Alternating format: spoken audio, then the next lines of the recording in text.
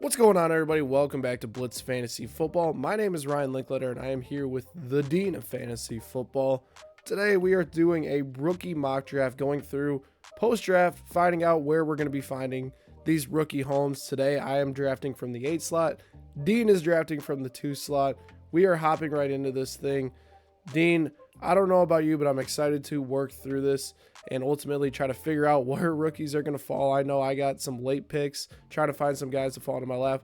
What are you thinking about some of these guys available that you're going to be picking? You know what?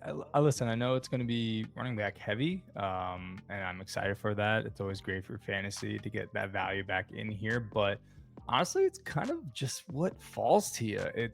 This is going to be interesting to see how your league mates view other rookies that are coming into here, and also if you're doing this, it's probably a lot about needs as well. So let's see how that affects rookie drafts for you personally, the viewer. But here, just gonna go with who I believe in the most. All right, so let's hop right into it here. First pick, Ashton Genty, the least surprising pick Yeah, this offseason. it definitely hurts. Thought he would fall. Did not. But yeah, Jetty going 1-1. That should be happening, and pretty much every single rookie draft known to man this year. Ooh, hello. But the Yeah, I had to take off that timer for you. I got you. the 102 is interesting. I think a lot of the consensus right now is Amarian Hampton. Um, but I'll be honest with you, Ryan. I kind of want to have fun with this, and I want to go with the guy that I think is going to be the superstar out of this draft class, and I'm going to go with Travis Hunter. He is going to be Ooh, wide receiver first. I'm also, I mean, PPR wise, I think he's going to thrive in the Jaguars offense. I'm gonna have fun with this, and I'm gonna take the Heisman winner, man. 100%. I think Hunter is an elite talent at that position, definitely offers a ton of upside there as well. I think he's a great football player, and I think him, basically the Jaguars stating, we're going to use him as a wide receiver first for fantasy guys. That's awesome. That's exactly what we want to hear. Right. Him and Brian Mhm. Thomas Jr. paired with Trevor Lawrence, that will feed families. I think Travis Hunter is going to be in for a nice season. We've seen two wide receivers eat fantasy football a lot. Hunter is going to be no different. He's going to be very nice for the Jacksonville Jaguars. Now, here at 8, this is where it gets a little bit tricky. I think the top 7 is very clear, kind of where it's going, but 8 gets very interesting. I have Tyler Warren, who I absolutely love as a player. Horrible landing spot long term if Anthony Richardson is the guy there. Don't love that. Caleb Johnson, good player, solid landing spot. Never drafting an Arthur Smith guy. Colston Loveland, really good player. Has Ben Johnson, so many mouths to feed. RJ Harvey, opportunity to carries right away. 24 years old. Between those four guys, those are who you're looking at the 108 here for your rookie draft. And to be honest, I'm looking for a guy who can produce right away, and that's RJ Harvey. Give me all of the stock you can in RJ Harvey this offseason. I am all in on the guy that's produced 1,500 yards in back to back years, had elite or elusive ratings in college. I don't care about the age.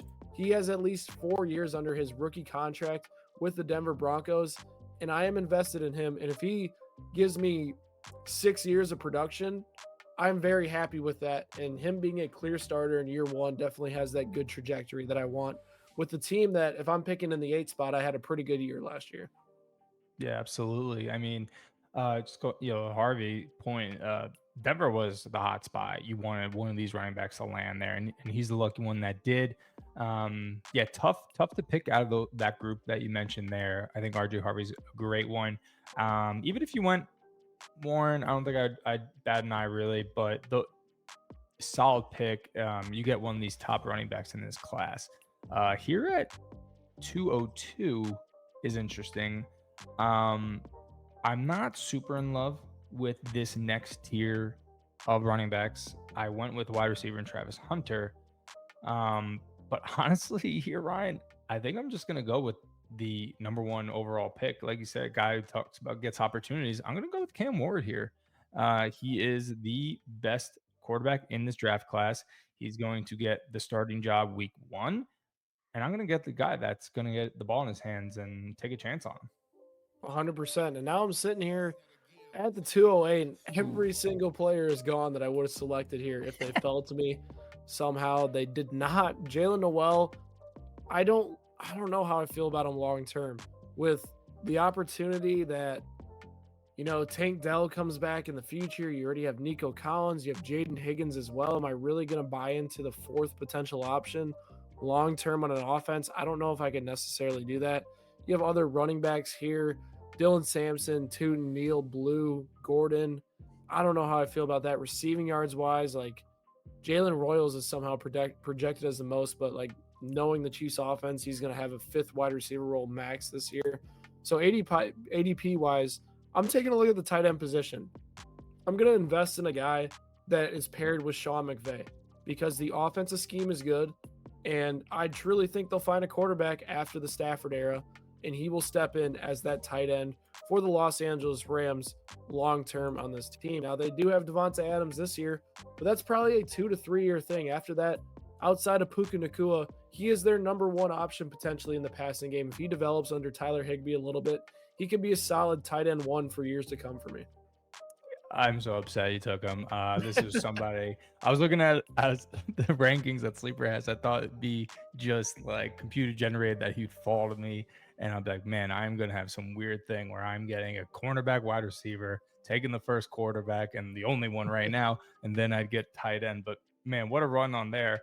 Uh, dang, yeah, this is kind of slim pickings, and like I said, it's early. It's May. More Yeah, things are going to come out. There's going to be some training camp darling that everyone's going to fall in love with here. So, man, looking around.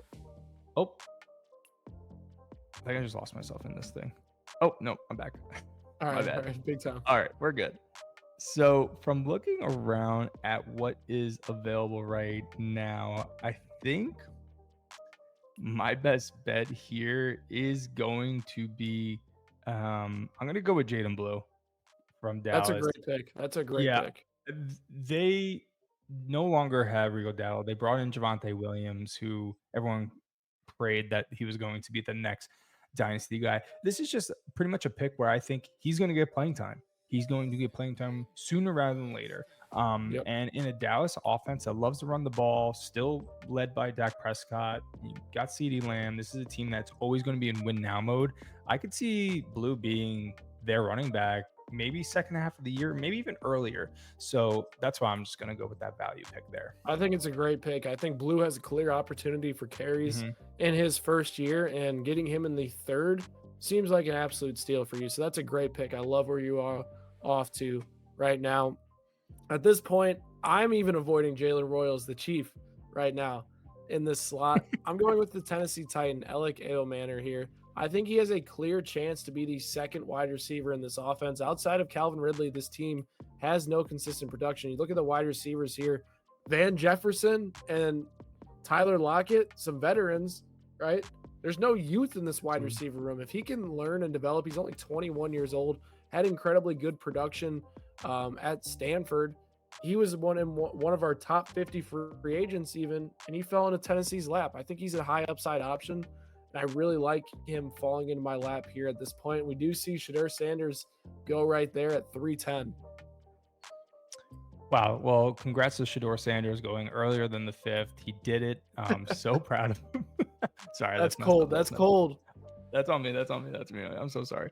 Yeah. So he doesn't deserve it. I apologize.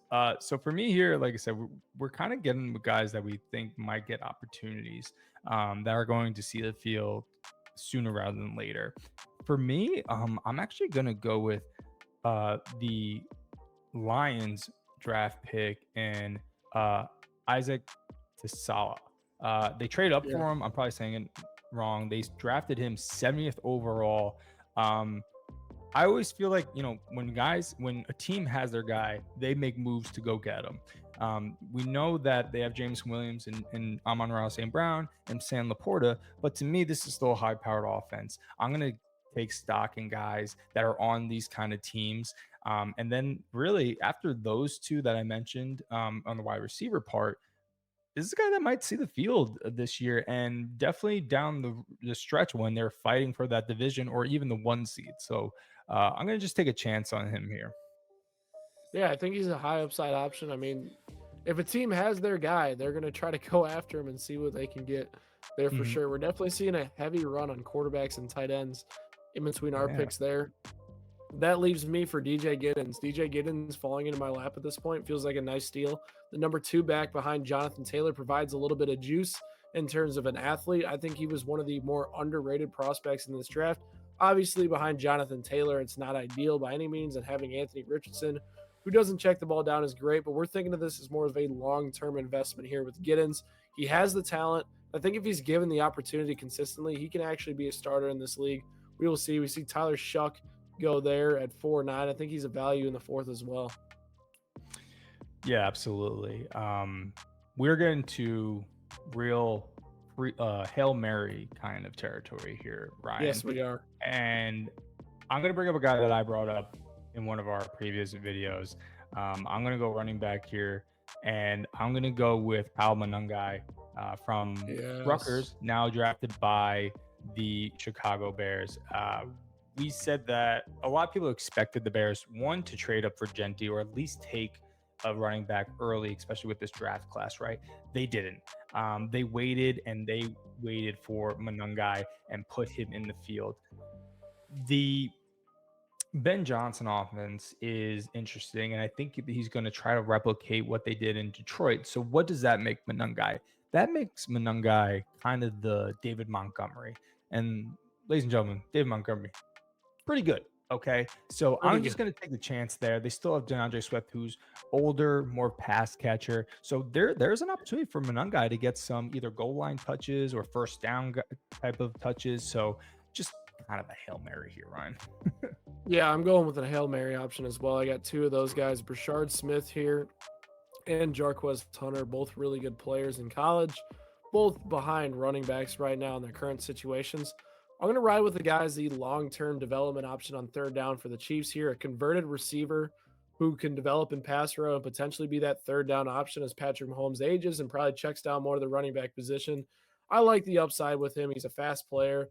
I think he can be a solid, sneaky pick there as the other teams go defense at the end of the draft for us and allow us to get those very good players as well. So we are done, Dean. You ended up with Travis Hunter, Cam Ward, Jaden Blue, Isaac Tesla, Kyle Monangai, and then I ended up with RJ Harvey, Terrence Ferguson, Alec Manor, DJ Giddens, and then Brashard Smith. So both of us, I think, walked away with pretty good drafts. How you feeling with your team right now? I think they're great cornerstones. I think these are guys that are going to be in the league for quite some time, which is always a good stuff, always a good positive. And then, like you said, we talked about it throughout this whole mock draft. It's opportunity. I think Yep. the later part of my roster will see opportunity this year, and that's great. And that's all you really need. And then you can solidify yourself as an NFL player.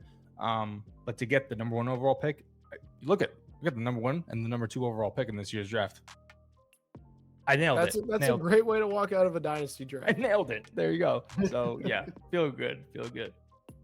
Yeah, I feel like I got some good running back depth here for sure. I think obviously my receivers and tight end, dart throws for sure. At that point, when you're in the playoffs in a 12-man league, you're Mhm. throwing darts a lot of the time, and that's kind of what I'm doing here. I'm picking the upside. I'm picking the opportunity down the stretch, and that's kind of what I went with. Harvey was more of my option within the first few years to be a starter, and then who knows after his rookie contract if he's even going to be viable. But he is my guy. Sean Payton loved him, and Sean Payton's produced a ton of good backs in fantasy football. So I'm hopping on the RJ Harvey train, and I am not getting off whether it's redraft or dynasty. So saddle up. It's RJ Harvey season, folks. Let me know down in the comment section below. Did my team or Dean's team win this draft? Are there any players that you guys would have picked over some of the players we selected or you need questions about in Dynasty? Let us know down below. Hit that subscribe button for more Blitz Fantasy Football content, and me and Dean will catch you guys next time.